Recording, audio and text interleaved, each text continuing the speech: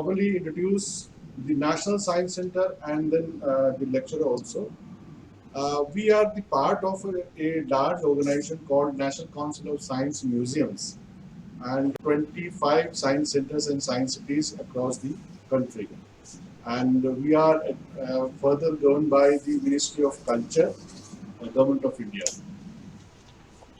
And basically, our objective is to popularize science through various activities. It may be workshops, seminars, lecture like this, and many other ways, science seminars, science fairs, science drama, and cartoon making. There are a lot of activities which we keep on doing throughout the year.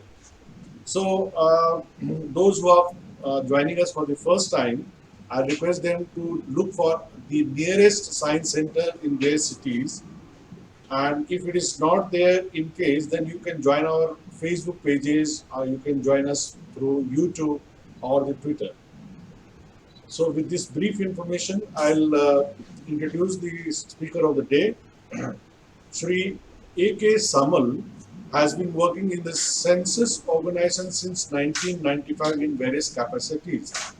He was directly associated with the last two Decennial Censuses of 2001 and 2011 and had supervised the census taking activities in many states, UTs, besides the coordination activities at the headquarters. He has been awarded with the prestigious Presidential Medal for his outstanding contribution during the census 2001 and 2011.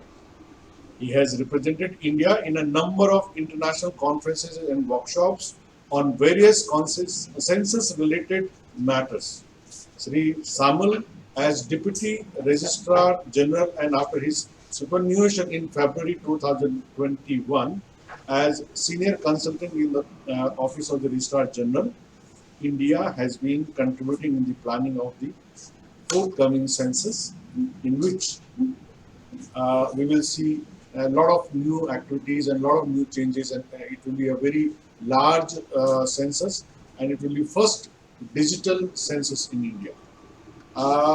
Hopefully, the viewers will understand what is the importance of census in a country like India, with a lot of population, with a large population, and he will give an insight.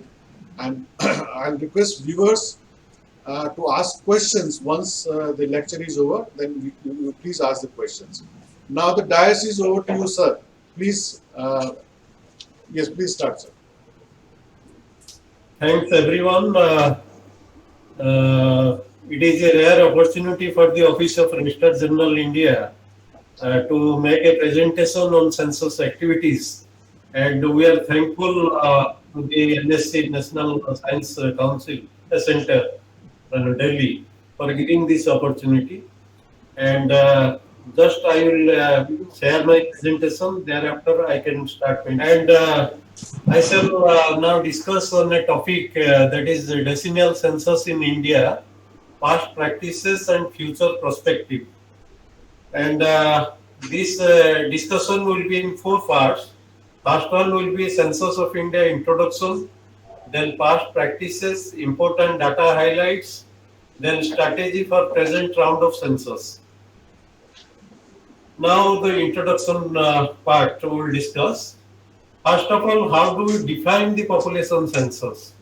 Here, population census is the total process of collecting, compiling, analyzing or otherwise disseminating demographic, economic and social data pertaining at a specific time to all persons in a country or a well-defined part of a country. As such, the census provides a snapshot of the country's population and housing at a given point of time. Here we can see in the census process we have 3 different activities. First one is collecting, then compiling, and third one is analyzing or otherwise disseminating. In the absence of one part, the census will be treated as incomplete. Once census is completed and the data collected through census that is disseminated, then we treat that the process is complete. And once the process is complete, we get a clear-cut picture regarding our population. pertaining to a particular point of time, and that time is called as the reference time in census. First one, that is objective of census. Why do you conduct census? In almost all the countries, they conduct census. Also, India, we used to conduct our census. But what are the objectives? First one is in census, we intend to complete, to cover everyone without any omission and duplication. And much more importance is given on the accurate enumeration of all people so that we can have a good idea regarding the people and their activities, etc. And through census, we try to answer a few points. First one is who and how many. Who means how many, that means about the males, about the females, about literates, about illiterates, about workers, about non-workers, like that. And how many? What is their number? What is the magnitude? And these questions are answered by our census. Then what do they do and how often? That means work status, etc. Then condition of houses, the condition of the houses where the people they live in, and what is the materials with which these houses have been built up, and whether the condition of the house is good or dilapidated, like that. Then household amenities, the facilities available with the households and assets possessed by the households. All these are collected. Then individual level information, that is important. Then utility. And census, that is the only source of providing primary data at the lowest administrative unit. And in India, our lowest administrative units are villages in rural areas and towns and wards in urban areas. And again, census is the biggest source of providing comprehensive data on. These are the various parameters: housing conditions, amenities, assets, then demography. By demography, we mean as structure, then composition of the house, marital status, like that. Then scheduled caste and scheduled tribes, social status, I mean to say, urbanization, literacy, education, language, religion and migration, economic activity, fertility. These are the broader parameters on which census cater the needs. Then again, insofar as utilities of census that is concerned, it is widely used for planning and formulation of policies, effective public administration. Insofar as effective public administration is concerned, I should give one example. Suppose in an area we intend to open a new school. For that, at least the government, the local administration, initially they require the data. What is the population in that area? What is the age group population, that means child population in the area? Without that, if a school will be opened and there won't be any student, then the very opening of a school will be meaningless. That is why census data is very much useful for all types of public administration. Then widely used by national and international agencies, scholars, business people, industrialists, and many more for their own purposes. This is the last one. A constitutional obligation is fulfilled by the census, that is delimitation and reservation of constituencies. You see, after every census, on the basis of population data of the census, our parliamentary constituencies, assembly constituencies, panchayat, electoral areas, and other local bodies, their constituencies, etc., are finalized on the basis of the population data. And SC/ST reservations also done as per the presence of SCs and STs in different areas. And these are also the constitutional need, and we provide data for fulfilling that need also. Then legacy, or otherwise we may call it the history of Indian census. And when we talk about the history of Indian census, we should not go back. Actually, in the Kautilya's writing in Arthashastra, there was indication about counting of population, and purely that was for getting the revenues for the king.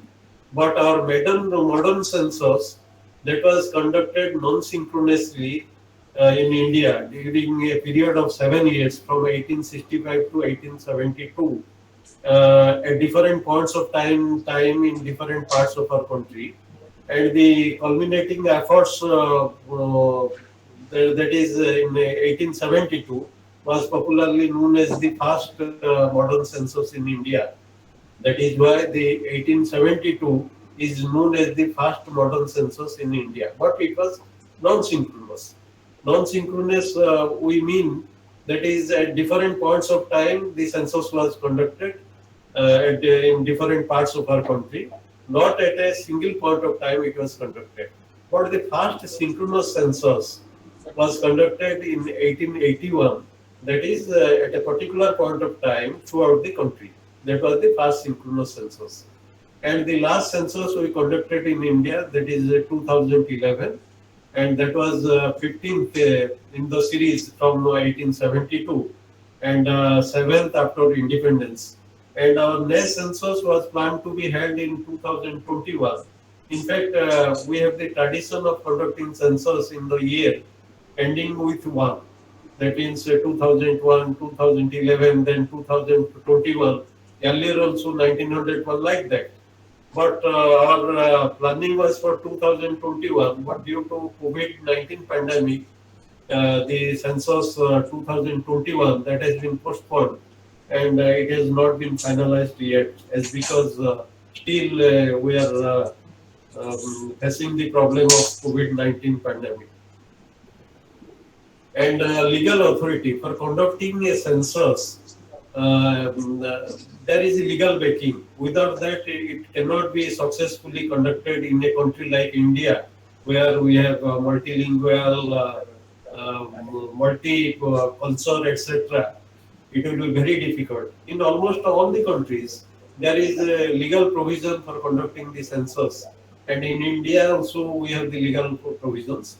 And it is covered under Union List Article 246 of the Constitution, and it is enlisted at serial number 69, 69 of 7th schedule of the Constitution. And we conduct our census under Census Act 1948 prior to our independence. This act was prior to our independence, and the census rules 1990, done with the active cooperation of state and UT governments. Although this is a union matter, but state governments, they cooperate very closely for conducting census, and without their cooperation it cannot be conducted. Then census commissioners, presently our Registrar General, he is otherwise also known as the census commissioner for conducting successful census. And directors of census operations in various states, we have the census directorates. Therein we have the directors of census operations. They are appointed by the central government. There is a provision in our Census Act, that is Section 4, subsection 1. As per that provision, both census commissioner as well as directors of census operations are appointed, and they are appointed for a period of 5 years or so. Then under Section 4, subsection 2, up to Section 4 and subsection 4 of the Act, state government, they appoint district collectors and other officers and officials as census functionaries for conducting the census. Then provision of penalty, we have the penalty provision for non-compliance. The census functionaries who will be appointed for census work, if they won't cooperate, then there will be the penalty provision that can be imposed. Also, we have the penalty provision for the public. No public can deny to share their individual information. And that is why if anyone can deny, then there will be the penalties that can be imposed on them. Then we have another important provision, that is confidentiality of individual information. Whatever will be collected during census, that cannot be individual information. Suppose I am a person, my sex, that means whether I am a male, female, or I belong to third gender, what is my age, etc. All these individual information cannot be shared with anyone neither to any public nor to any government agency. Only the aggregated data, that means for a village or an enumeration block, aggregated data can be provided, which can be used for planning purpose, but no individual information can be revealed. Even it cannot be produced in the court of law, as per the section 15 of the Act. Then we have some important activities. Somebody may ask, suppose census, so we collect data at a particular point of time, then what for there is a particular office or an organization working continuously? That means here I should say, before actual census taking, we need to do many things, many preparatory work at our level. And the important preparatory works, I have given some examples. So that is jurisdictional changes. During two censuses, there will be definitely some jurisdictional changes, creation of new state, new district, new sub-district like Tahsil, yeah, police station, yeah, city blocks, or new villages, etc. And all these jurisdictional changes are finalized, and all the state governments are asked to not to go for any jurisdictional changes once the census is declared and there is a specific date. Uh, After that, the state governments are not allowed to make any changes. And then we finalize our list of administrative units and we go for the census. Then, as because this is important, as because we need to ultimately release data for each and every administrative unit. That is why, if suppose we are going to conduct census, there will be a creation of new village, then it will be difficult for us. That is why we freeze the administrative boundaries. Thereafter, we go for the field work. Likewise, another important activity is questionnaires. We finalize the questionnaires, we take meetings with various ministries, with various data users. Then we finalize our census questionnaires. Accordingly, also instruction manuals for enumerators. Then mapping activities, that map helps us to properly identify the area and to ensure no area has been left out. Then we go for printing of schedules, printing of instruction manuals. Then there will be training activities to impart training. We can discuss it later on in subsequent slides. Then pre-testing. Before going for the actual census, we test our, one is called as full dress real set. And we go for the pre-testing, we test our questionnaires, we test the methodology, we test our preparation. If there is any deficiencies, we try to overcome them before going for the actual field work. Then during the census, the activities are data collection, that is major activity, and then supervision, in order to ensure that qualitative data are being collected, then monitoring whether timely is being done or not, then resolving complaints. There may be public complaints like we have not been covered, there are some other problem maybe there, and all these complaints are resolved through our call centers, then other related activities. Then post census activities. Once data are collected, thereafter we arrange to get back the field-in schedules, so then there will be data processing, scrutiny, and dissemination of final data. All these, that means for preparation of census, we take 3-4 years prior to our actual field work, and thereafter once data are collected, thereafter processing, dissemination, etc., that also takes 5-6 years. But this time we may do it very quickly, as because we are going for the digital census. And this is the administrative setup. The census is a very gigantic work, and it cannot be completed without the cooperation of state governments and union territories. That is why our setup is like this. At the national level, we have Registrar General and Census Commissioner India. We shortly call him as the RG and CCI. And this particular office, Office of the Registrar General India, that is under Ministry of Home Affairs. We are ours is an attached office of the Ministry of Home Affairs. And at the national level, RG and CCI is the ultimate head for conducting a successful census. And to assist the Registrar General and Census Commissioner of India, in different states we have directors of census operations, And in almost all the state capitals, state and UT capitals, we have the offices, except two union territories. At Ladakh, very recently created, we don't have any office, and in Dadra Nagar Haveli and Daman Diu, we don't have an office. And the Directorate of Census Operation at Jammu and Kashmir takes care of Ladakh, and likewise the Directorate of Census Operations Gujarat that takes care of Dadra Nagar Haveli and Daman Diu. And in the state, chief secretary at the helm of affairs is at the top, who provides all types of cooperation. And there is a coordinating department in many states, revenue department or home department, etc. They are the coordinating department for the state, from the state for census activities. And the principal secretary or the commissioner, whosoever is heading that department, becomes the nodal officer for the state for census activities.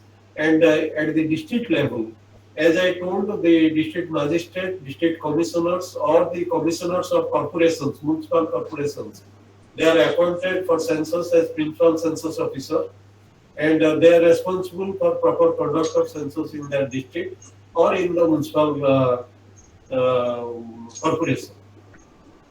Below district, there are tahsildars, sub-divisional magistrate, city town magistrates, or mamlatdars, BDOs, block development officers. They work as the charge officer for census. And in urban area, mainly in the smaller towns, municipalities, etc., the executive officers, they work as the charge officer. And in fact, they are responsible for proper conduct of census in their respective areas. Ultimately, they provide a certificate. They have completed the census successfully, and no area or no household has been left out. That certificate we obtain from the charge officers at the end of our census period. And at the bottom, there are two categories of officials. One is enumerators, another is supervisors. And they play the key role for our census taking. The enumerators, actually, they are the data collectors for our census. And normally the primary school teachers or other government officials in the state or local bodies, they work as the enumerators. And one enumerator is assigned with the work of about 7 to 800 population or 150 to 180 households. And the supervisors, who are to some extent senior in rank of the enumerators, there may be middle school teachers, high school teachers, or some senior government officials. Government officials means government field officials. They work as supervisors, and one supervisor supervises the work of 6 enumerators. And this is the administrative setup. Then now we can discuss about the vastness of our census. Just taking some examples of our earlier 2011 census. The 2011 census, its cost was about 22,000 million, or in crore it is 2200 crore, and cost per person it was about 18.19 rupees, and number of census functionaries engaged were about 2.7 million, that means 27 lakh. Number of languages in which schedules were canvassed, that was 16. Number of languages in which training manuals were prepared was 18. Number of schedules printed, it is 340 million. Number of training manuals printed was about 5.4 million. Papers utilized was 8,000 metric tons. Materials moved from one place to another was 10,500 metric tons. Here you can see some pictures indicating regarding the difficulties in our coverage during census. The left side first picture or at the top is about the Gujars and Bakarwals. They are found in Jammu and Kashmir. They move on, keep on moving from one place to another. They are the nomads, and we make certain special arrangements for their counting, as because our census, in our census, we try to cover everyone without any omission and duplication. That is why we take some steps for their complete coverage. And on the left side, the bottom picture you can see that is the Zorba tribe in Andaman and Nicobar. And there are some good examples in the past, as because the outsiders cannot enter into their areas. There was in the earlier censuses, we used to beat the drums at the shore of the seashore. And once after hearing the beating of the drums, they used to come out. Thereafter, their heads were counted. That was the system. And for 2021, we have been planning to count their population through satellite pictures, and it will be finalized suitably. And on the right side, you can see one picture at the top, tree house of Jenu Kuruba tribe. That tribe is found in Karnataka, in Mysore region. You can see how the house has been built up at the tree, etc. And here, just to count them, in our census, all types of structure, maybe kacha, maybe pakka, maybe temporary, maybe permanent, all these are taken care of. Likewise, for Jenu Kuruba tribe also, we cover them suitably. And the bottom picture is regarding Naga tribe that is found in Nagaland. Also, some special arrangements are made to cover them. I mean to say that despite the difficulties, the census organization they make all types of efforts to cover everyone, so that no one is left out. Another some difficulties here you can see on the left side. One picture is center under the RCC canal. These areas, that means without any, wherever the people they don't have any own house, etc., and they found any shelter, they stay there, and we used to find the guide them entered in our census schedules. And the video on left side picture is regarding shelter on unused road. These people are houseless people. They don't have any houses, and they are found on the roads, on the railway platforms, etc. And we enumerate them on the last day of our enumeration period, so that they won't be duplicated. They won't be double counted at any other place. That is why that is the arrangement. And on the right side, we have another at the top, another picture of urban slum in Mumbai. Very congested area, and there will be many households, and for them we make some special arrangements so that all the households will be covered. And the lower picture on the right side is the night shelter. These people, they don't have any own accommodation. They keep on staying in the rain basera, etc. In Delhi, we call it as rain basera or night shelters. And if there will be a structure, then they will be counted during enumeration period. Otherwise, they will be counted on the last day of our enumeration. Then this is another part, past practices. How could we conduct our census in the past? In some slides, I will discuss about this. And here in our past censuses, what were the methodologies? This will give an idea about our methodology till census 2011. And here data collection by enumerators only. Only the enumerators, they used to visit each and every house and households and collect data. Then canvassing the same questions in a particular census. Then recording data on paper schedules. Then coding of descriptive responses after data collection. There may be some descriptive responses. Suppose religion. What is your religion? Somebody told Hindu, somebody told Muslim, somebody told Christian, somebody told Allah, like that. Whatever is being responded, that will be recorded by the enumerator without any application of his mind. And thereafter, these were being coded in our headquarters by experienced officials. Then data were prepared. Then after coding, there was the step data processing, then release of results. And this was the distribution of materials and logistic arrangements in 2011 census. All the schedules were printed in the high-end presses with a dynamic numbering system. And after printing, the Department of Post, they just carried the schedules, printed schedules from our printing presses to the charge officer. And likewise, some other materials were printed in our census directorates, Directorate of Census Operations, we call them shortly DCUs, and like instruction manual and other census records.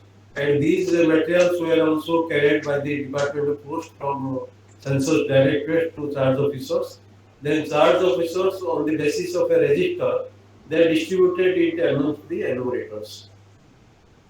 And then data processing stages. Here you can see the flow chart.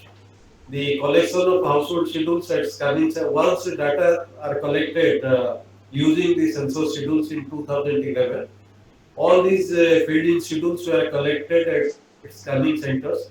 In fact, in all of our census directorates, in the major census directorates, we have the data centers as well as the scanning centers. And all these field-in schedules were collected in the scanning centers. Thereafter, these schedules were scanned, and then data were processed using ICR technology. ICR technology, that is intelligent character recognition. That is very, for the first time we had used ICR technology in 2001 census for the first time in India. And we continued the same technology in 2011 census with some improved version.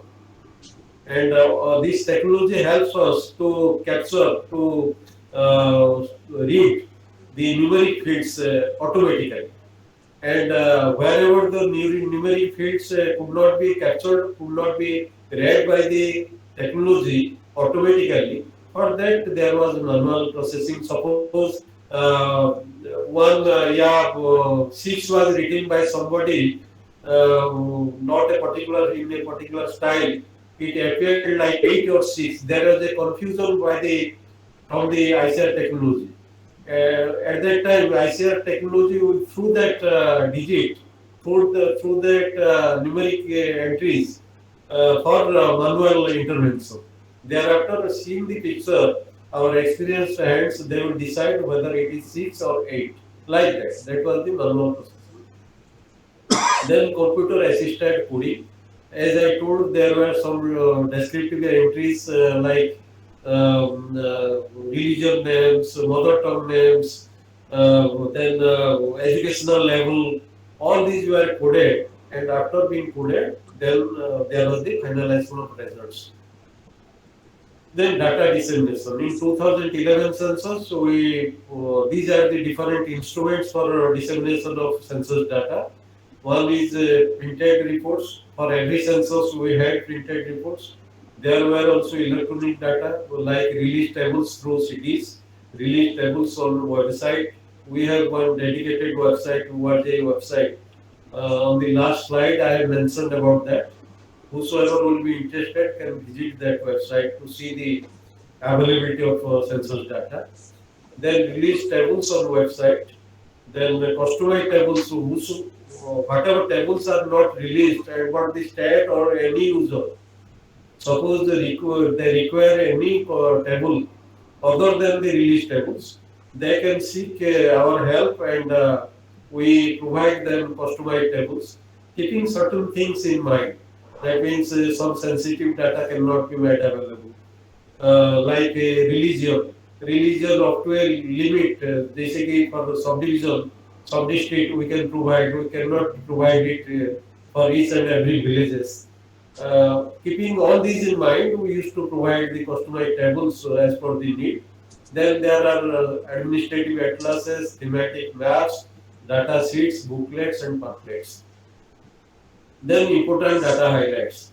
I will cover this particular portion. Thereafter, I will stop for a moment and invite for questions for 5 minutes. Thereafter, I can move to the fruit one. In the So, important data highlights, I am giving you see census provides enormous data. That means we have vast tables, and it is not possible to present all types of tables here. I have given some basic data here, and you can see the census data on basic parameters from 1961 to 2011 census. And here the first left side table, the diagram that is regarding the population of India. You can see in 1961, our population was 43.9 crore, and that went up to 121.1 crore in 2011 census. On the right side, you can see in the diagram there are two curves. One is blue, another is black, and the blue colored curve that indicates about the decadal growth. From one census to another, what is the population growth that indicates that is indicated by that blue curve, and you can see that it is coming downwards. That means our decadal growth, which was more than 24% in 61 to 71, that has now come down to about 17.7% in the decade 2001 to 2011. And the lower one, that is black curve, that indicates about the addition, absolute additions to our population. And it is going on. That means additions to population in every decade, it is increasing, but at a declining rate. You can see the curve at the last part, that is more or less flat. That means during the 1991 to 2001, whatever was the increase, the more or less same increase has been noticed during the decade 2001 to 2011. That is a good symbol. Now this is about density of population, and we define density as the persons per square kilometer.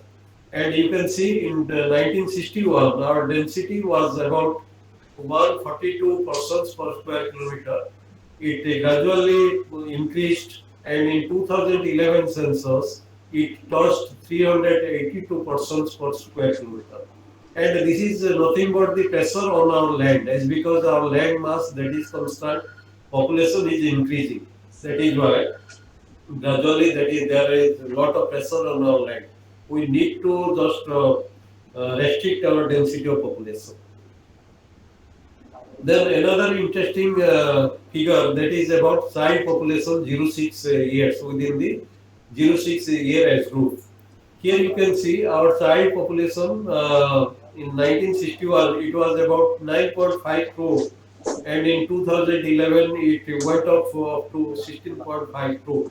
But if you can see in the last two censuses, in 2001 and 2011, the absolute number of child population in the age group 0 to 6, that is more or less same. That means 16.4 crores in 2001, 16.5 crores in 2011.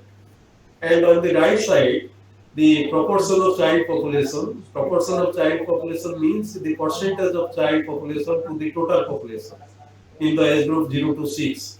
And here you can see in 1961 the percentage was 21.6%. Gradually it has declined to 13.6% in 2011.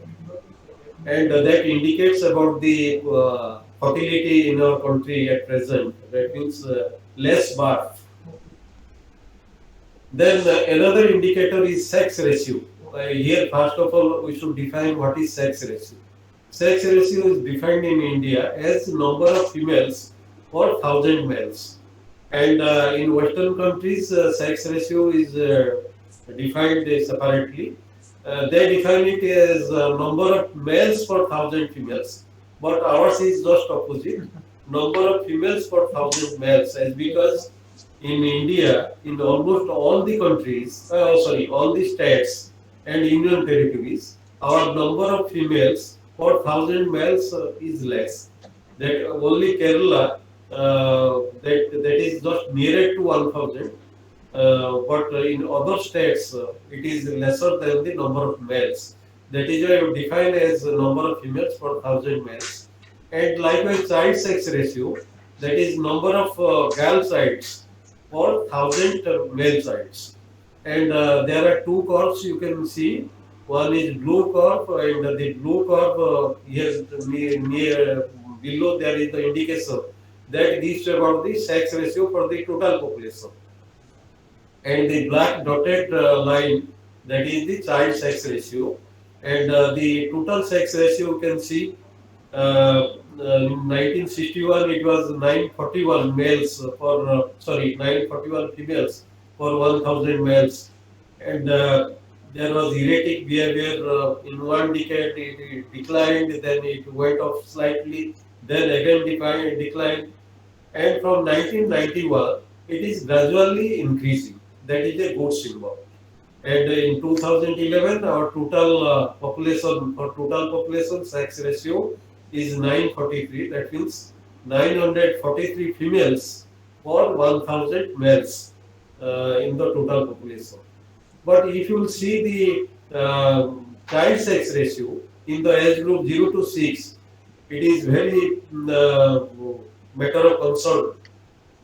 In fact, in 1961, our child sex ratio was 976. That means 976 girl childs for 1,000 male childs. It is declining gradually.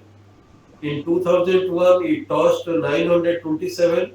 Then in 2011, slightly has improved. Now sex ratio, child sex ratio is 918. That means 918 girl childs for 1,000 male childs. If the same trend would have been followed, you can see the red line. From 927, it could have touched about 910 or below that. But due to some government intervention during the decade 2001 to 11, the child sex ratio is now for 2011 is 980.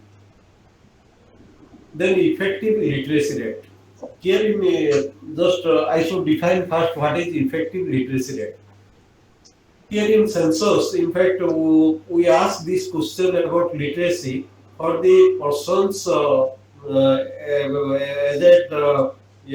age of 7 and above. We don't ask this question for 6 years and below, as because our census, literates, that is defined as a person's capable of reading, writing with understanding in any language.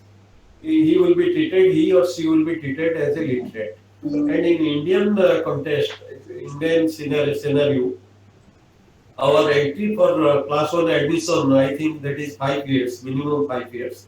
And to have to read, write, and then with understanding, they will take some time. Of course, in urban areas, the students prior to 5, they learn everything. But we will have to take a definition which will also be applicable for our remote areas in rural side. That is why we have the definition of canvassing this question for 7 years and above. That is why we calculate the literacy rate, taking the 7-year plus population as well as literates among the 7-year plus population. And literacy rate, we divide the total number of literates in the age group 7 and above by the total number of total population in the age group 7 and above, multiplied by 10, then we get the effective literacy rate. Here you can see in this diagram there are also two curves. The upper curve is the literacy rate, effective literacy rate. And in 1961, our literacy rate was 30.7%. And gradually it increased, and in 2011 census it touched 73.0%. And the lower curve, that is about the gender gap in literacy. That means the gap between male literates and female literates. Normally male literates are more than the female literates. Over the decades, this gap between male literates and female literates is declining. In 1961, the gap was about 27.2 percentage points, and it has declined to 16.3 percentage points in 2011. And this slide tells about some interesting facts. We have some surprising facts about census 2011. India's population in census 2011, as I told, it is 121.1 crore, or in a million, it is 1210.9 million. And that population size of India is almost equal to the combined population of 6 countries. You can see USA, Indonesia, Brazil, Pakistan, Bangladesh, and Japan. Put together, their population in 2010 was 1,214.3 million, and our population is 1,210.9 million. Very closer, and this is a matter of concern. Then Uttar Pradesh, its the state population is 99.8 million in 2011, which is more or less equal, yeah, higher than that of Brazil. And Brazil is the fifth most populous country in the world. And Brazil's population in 2010 was 190.7 million. And the combined population of Uttar Pradesh and Maharashtra, which is comes to 312.2 million, that is better than that of USA in 2010. And the USA population in 2010 was 308.7 million, and our two states population more than that of USA. Then total number of children in the age group 0 to 6 years in India, it was as per 2011 census, it was 164.5 million, and the population of Nigeria is less than that. And this indicates about how population is a matter of concern for India. This is the end of our third portion. Now we can break for 5 minute break. Means I should invite some questions. If anyone want to raise any question, can raise. After 3-4 minutes, we can further continue. Yeah, audience can now ask question. Please, those who want to ask question, they can unmute their mic and ask question based on the previous session only. Because he has one session left, so he will be delivering that later on. So based on previous session, anyone can ask question. Please come out. Anyone having any question in mind, please. Yes, Kailash Chandraji, please.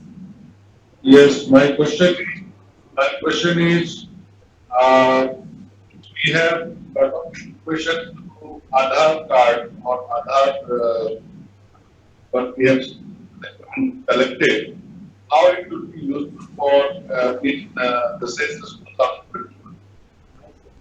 Yes, this is a very good question. Aadhaar card, so far I don't think that is mandatory, and there may be your our population census that is mandatory. That means no one can deny for the population census. And as I told, we have the legal backing.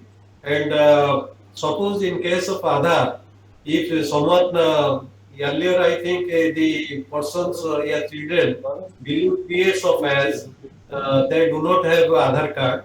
Also, it is not so compulsory. And if anyone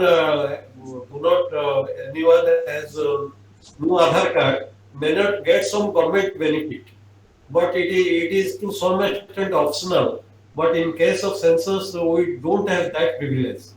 Everyone is bound to be counted during our population enumeration. That is why we should separately take up this population census without depending upon our Aadhaar card, etc. Anybody else would like to pose question? Sir, Yeah, please come out. sir, I Unmute your want to mic. ask, Yeah. sir, Prashant Paul. yes, sir. Sir, whether the Union territories like Andaman and Nicobar Islands, there are early tribes, sir, whether they are also counted in the census for the population. Everyone is counted in our census. In fact, as I told, there is a difficult tribe in Andaman Nicobar in the earlier censuses. Our census people, they won't enter into their island, but at the seashore, they will beat the drums, and they will come out, and their heads will be counted. Very rare tribal communities are there and their population very less. And this time in those islands, for these primitive tribes, we have discussed with our space organizations, etc., for their counting through satellite images, and that will be taking place at the time of our census taking. And also there are difficult areas in northeastern states. We used to send our enumeration teams to those areas with the help of helicopters. That is why all types of efforts are taken so that no one is left out in census. But still, the total non-coverage. That means there may be some non-coverage in urban areas, etc. That cannot be completely ruled out. But through our public awareness activities as well as various special measures, we try to cover everyone. Like a boat population, they are also covered. Suppose any ship has that is available in our Indian territory, that is they are also covered. All these steps are taken during our census. Next question, please. Anybody Yeah, else? I have another question. Sir, with all arrangements, you are trying to count people, but still there are countries around the cities. There are the like is the largest slum area of the world, and there are migrants. You cannot track everybody and you cannot count everybody. So what is still left out? If I say from 100%.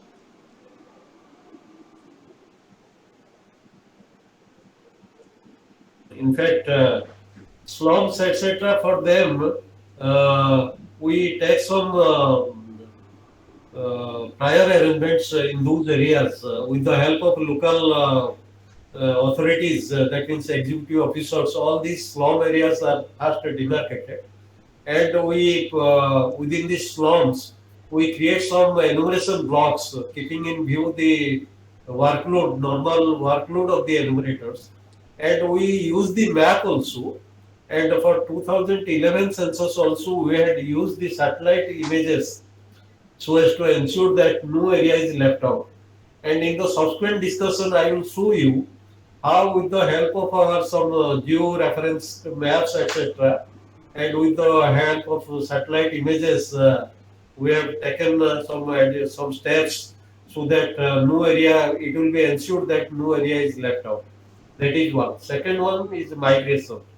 Migration means in our population census, we have the criteria of enumeration.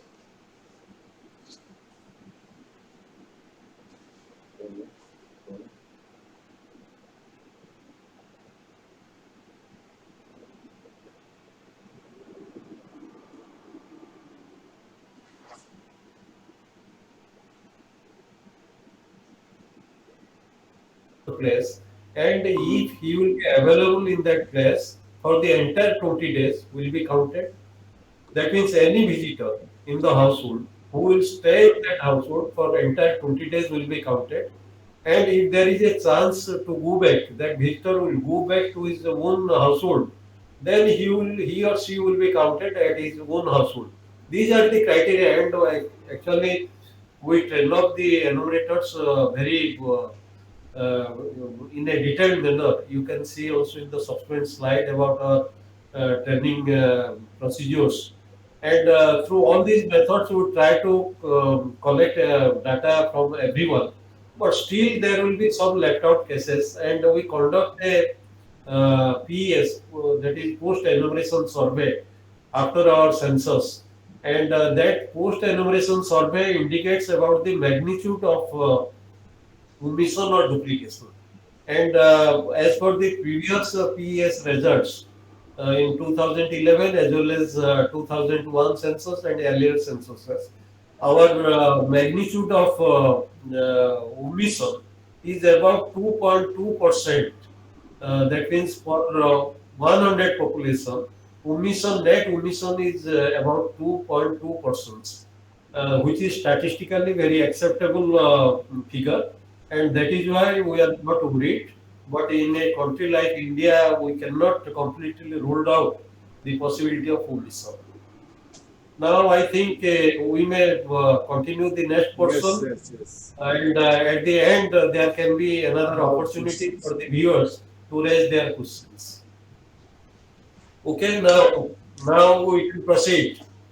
This portion is regarding strategy for present round of census, and the present round of census that is a landmark in the use of technology. And as I told you earlier, we used to conduct our census in the year ending with a 1, and our next census was to be conducted in the present year, that means in 2021. Our original calendar was like this, and we conduct our census in 2 phases. In 2 phases means in two parts. House listing, one is house listing and housing census, and another is population enumeration. And house listing and housing census that provides a frame for conducting population enumeration. And besides providing a frame, through the house listing and housing census, we collect also some valuable data on housing conditions, the household amenities, then assets possessed by the households. And along with the phase 1 of our 2021 census, we had the plan of updating the National Population Register. The National Population Register that was created in the year 2010 while we conducted the first phase of our 2011 census, and that register was subsequently updated in 2014-15. And again, there is a plan to update the National Population Register in 2021 census. And this phase 1 that was to be conducted during April to September 2020 in a period of 45 days as chosen by the state government.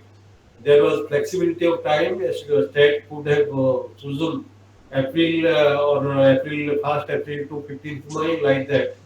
And during that, there were 30 days time for house listing operation and 15 days for updation of LPR.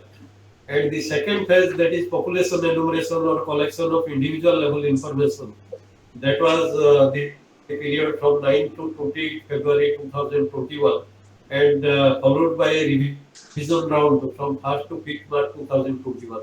Here a question comes, why there will be the revision round? That means the enumerator will collect the detailed information over a period of 20 days. The enumerator, when he covered, suppose covered 8 or 10 households on the 9th, thereafter there will be birth or there will be death in that household. All these figures will be further revised during the period 1st to 5th March, so that the population figures arrived ultimately will be as on 1st March 2021. That is our reference date.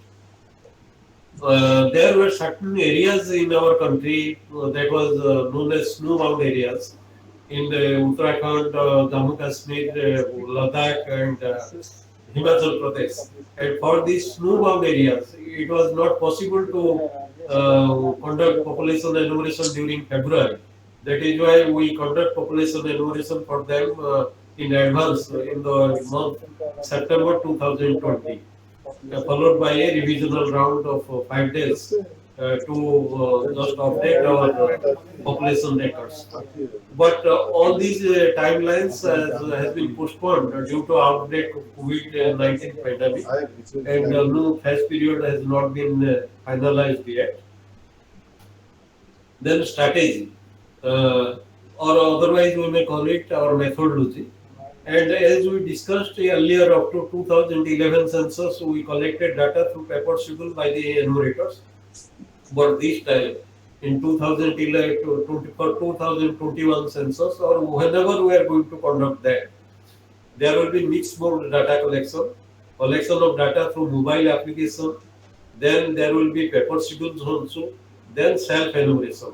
The households will be given opportunity to self-report. Go for self-enumeration by using our quota. All these 3 options will be available. and enumerators to use their own device. That means they will use their own smartphone for collecting data through a mobile application. And for that, the enumerators who will be using their own device, they will be getting higher enumeration, higher honorarium than the enumerators who are using paper schedules for collection of data. Then, if any enumerator will not be computer savvy, or he will not be conversant with the smartphone or mobile application, then may collect data on paper schedules. Then paper schedules, so filled in schedules will scan like the earlier census. Then data will be captured through ICR. Finally, will be sent to the ORGI server. Then coding of descriptive responses. Earlier, as I told, religion names, yeah, language, mother tongue names, etc. For that, descriptive responses were being recorded. But this time, we have provided the comprehensive code directory. Suppose a worker, he is engaged in a farm who is doing some business like that, or farm, a person is working as accountant, etc. All these will be written, recorded by the enumerator, what actually is being done by the person. Along with that, a code from the code directory will also be inserted by the enumerator in the field. That means it will reduce the workload in our headquarters, and we can quickly process our data and provide data at a very lesser time. And then there is another system we have developed, that is for management and monitoring our census activities.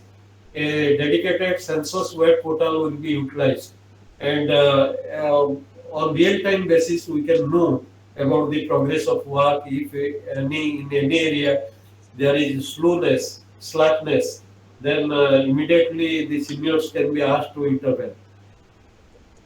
Then turning to field functionaries, you see, if there will be qualitative training to the census functionaries, then we can have the qualitative data. And if the training will be poor, then we may not expect good data from through census. And that is why this time also, like the 2011 census, there will be 3 level trainers to ultimately impart training to the enumerators and supervisors. There will be 100 experienced national trainers, and who will impart training to 1900 master trainers. And master trainers mainly will be the lecturers in the colleges and high school headmasters, etc. And some state government officers, those who are very acquainted with our census concepts, and they are experts in imparting training, etc. Their services will be utilized. Already we have trained off 1900 master trainers. We have trained off them for 2021 census. But again, they will be again trained with the refresher course before going for training of field trainers. And we have just earmarked about 43,500 field trainers. And these field trainers will be drafted again from lecturers, high school teachers, etc. Some will be from state government offices. Whosoever can impart good training, and they will be selected through the district collectors and as well as the charge officers.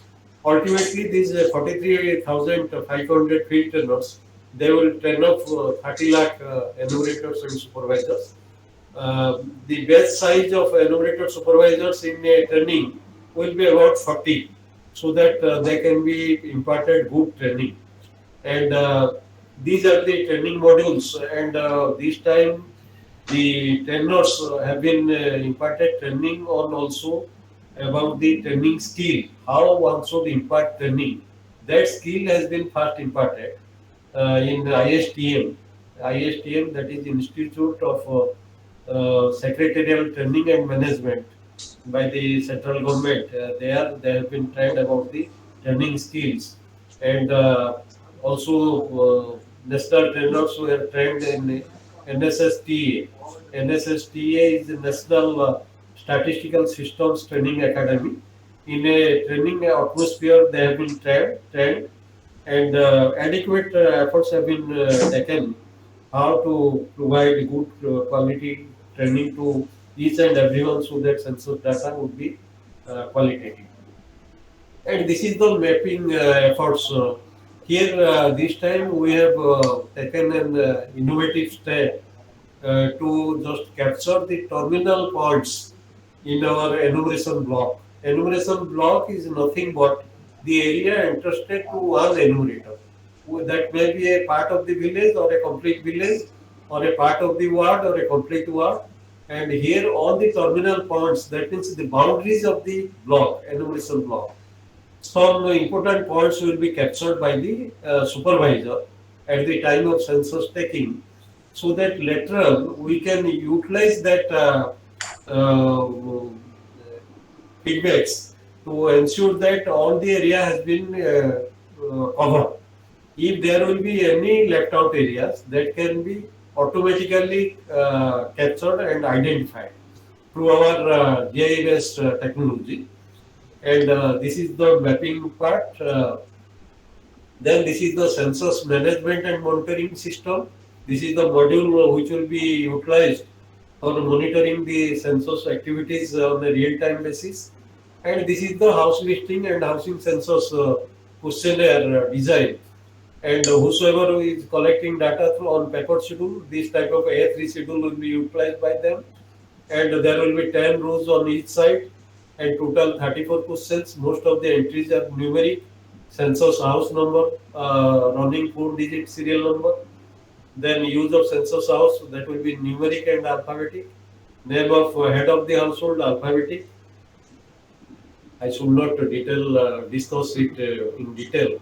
These are the questions one can see from my presentation.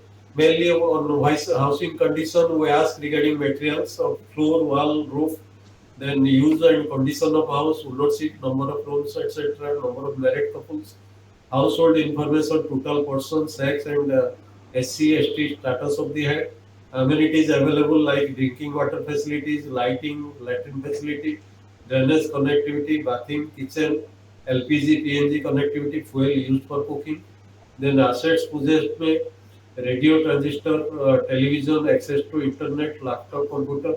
All these access, whether available or not, is asked. We never ask how many are available. We ask only whether these facilities are available or not. Then main serial consumed and mobile number. This mobile number of any one mobile number in the household is being asked this time. For the first time in the ensuing census will be asked, so that the households will be given the opportunity for self-enumeration in the second phase. And these are the questions for our first phase. And this is the schedule design of our population enumeration. And both the sites will be utilized. There are all total 28 questions. And more or less many questions we have numeric entries. And some of the questions both numeric as well as descriptive. And only one question will be only descriptive, that is name of persons in the household.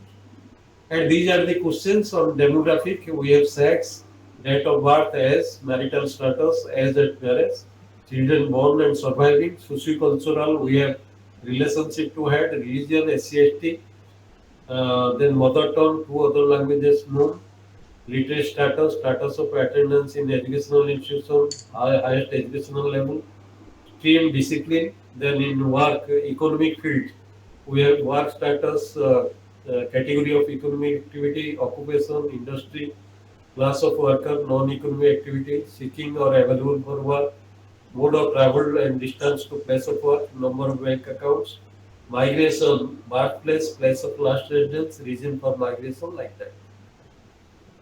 Now, adequate public measures will be taken.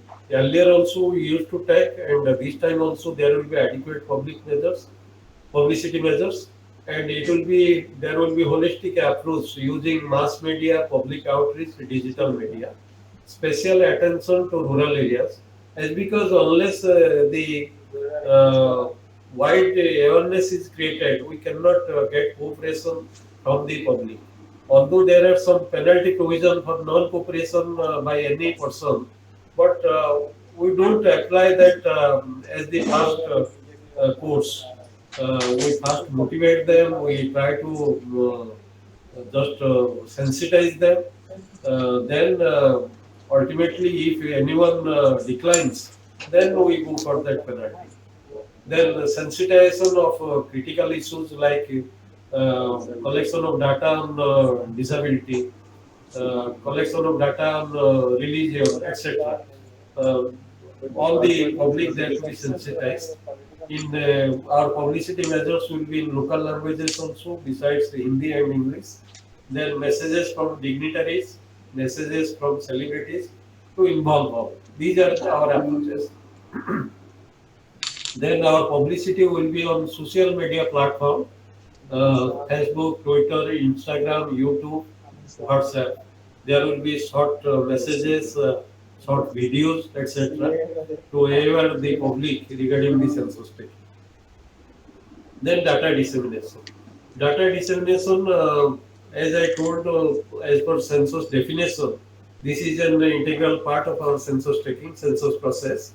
That is why data dissemination will be through planned as well as customized tabulation. And census as a service, there will be query-based responses. And the applications will be developed so that whatever will be the query, accordingly through database, the responses can be generated. Then ministries, states, and other users to get desired aggregated information through tables and maps through API. Then provisional population will be released within 3 weeks after the population enumeration. In the past also we used to release it within 3 weeks. But the final tables we take some time. And this time for house listing and housing census, that is our first phase. We are just prepared for releasing data within 6 to 8 months, as because this will be the first digital census in India.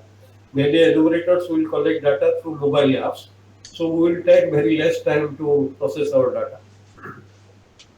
Then population enumeration P data, the important one is village-wise primary data, that will be village and ward-wise in the case of urban, that can be provided within 1 year time. And other P data, population enumeration data, and finalization of NPR data, that will be within 2 years. Then for COVID, of course, we cannot go for the complete self-enumeration. Self-enumeration, if adopted, that can avoid the physical interaction. But in India, like country like India, self-enumeration is not 100% possible.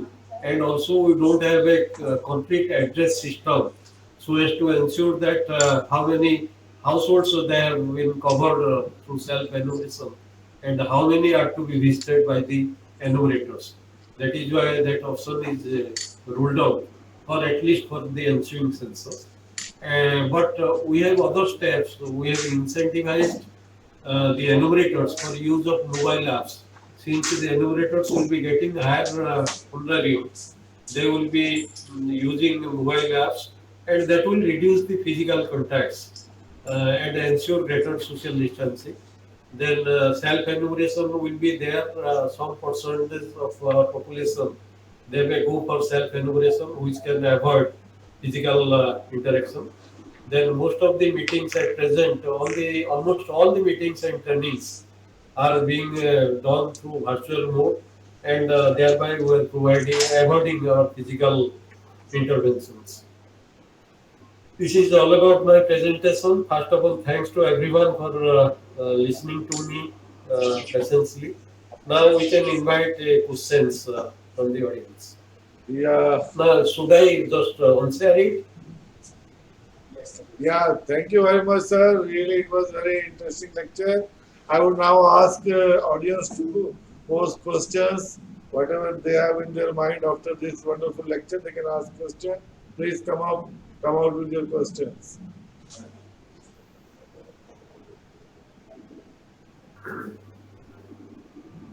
Yes, please come out.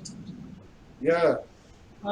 My friend wants to ask one question, Mr. Vinay Kumar. Yes. Okay, sir. Okay. Due to education and awareness, people are aware towards the increasing population. I hope that in 2021 population census there may be some decrease in population in some areas of our country. What your That is views, sir? Actually, his question is whether there will be some decline in population after so much efforts by the government and increase in education level. I am going to answer this question first. There is the possibility in the earlier census also we have noticed there may be decline in population in certain areas as because there are three components of our population. One is previous population, there will be births, there will be deaths, there will be out migration, there will be in migration. All these components they contribute for deciding the population at a given point of time. So wherever there will be migration of population from that village or from that area to urban area, or there will be more than the births, then definitely as compared to 2011 census, there will be decline in population.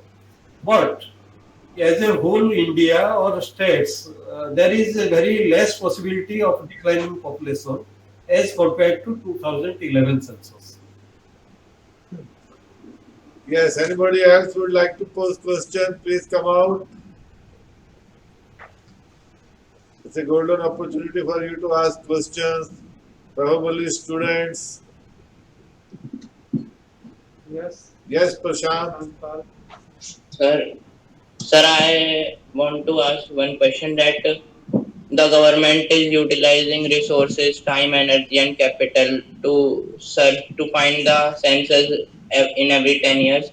But is there any major policy by the government which has led to the decline of population or which has controlled this situation in our country? This is a very good question. In fact, uh,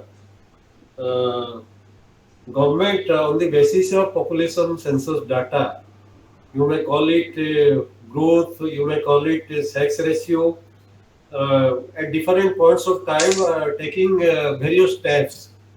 For example, sex ratio, decline in sex ratio in 2011 census, mainly in our northern parts, basically in Punjab and Haryana, the total sex ratio as well as child sex ratio that was very less, and government came forward and tried to motivate the people to not to go for that sex selective births, etc. And there are certainly everyone knows that the government has made some rules.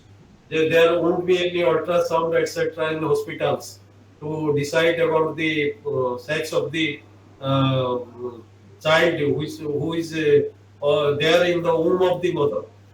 And again, regarding population, you see, government has been taking various steps time and again, and initially motivating through different public awareness campaign. They are being motivated to go for the small family, so that family can be healthy, family can be without any problem in the future like that. But at present, I don't think it is up to the government to take further steps so that there will be uh, control or restriction to our increase in population. Sir, are we including COVID data? Means how many people got COVID in the census? That is not covered in our census. In fact, you see, uh, ultimately the questions for census are selected keeping in view the normal workload of the enumerator. If you will go on increasing the census questions, we cannot get qualitative data. And various ministries they require different types of information through census, as because census is the only instrument where it can provide data up to the lowest administrative level. But we cannot just accommodate the aspirations of all the government departments as well as all the sectors in our society. That is why we will have to maintain a balance between the two. Second one is we should not go for many sensitive questions, as because sensitiveness in census questions will spoil our data quality. Will that will have a negative impact on the data. And third one is the census questions should be simple so that annotator can canvas and can get back the correct responses. That is why this question, how many died through COVID, etc., that cannot be captured through our census. Anybody else would like to pose questions? No, sir. Yes, please. Right now, please introduce yourself and you can ask question.